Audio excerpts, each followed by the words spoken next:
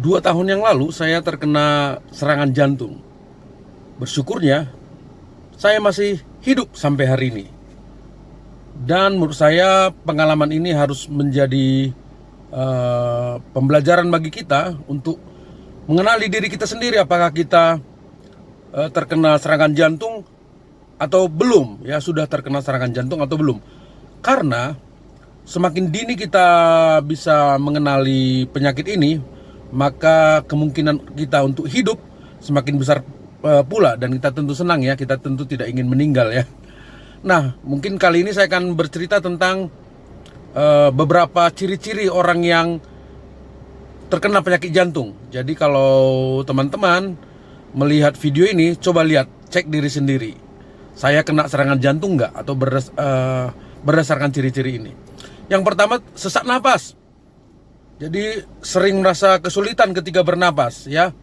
Walaupun kadang-kadang aktivitasnya cuma ringan, tapi kok capek sekali ya gitu. Lalu yang kedua, nyeri dada. Ya, terdapat rasa tidak nyaman di dalam dada kita. Biasanya di belakang tulang dada. Ini juga bisa menjadi tanda kena serangan jantung. Lalu yang ketiga, kelelahan yang berlebihan. Kita merasa cepat lelah ya, bahkan aktivitas kita biasa saja. Kenapa begini ya? Kenapa saya menjadi cepat lelah ya gitu. Hal ini mungkin terjadi karena jantung tidak mampu memompa darah dengan efisien. Lalu terjadi pembengkakan. Di mana?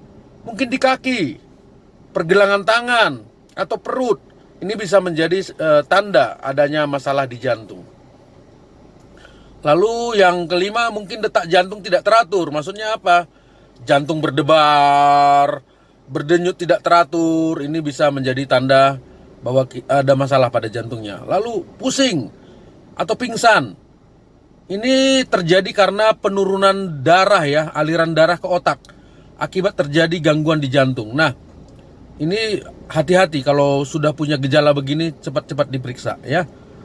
Lalu kaki dan tangan yang dingin. Gangguan ini terjadi karena sirkulasi darah yang tidak lancar. Ini dapat mengakibatkan perubahan suhu pada kaki dan tangan, membuat terasa dingin. Yang ke-8, berkeringat berlebihan.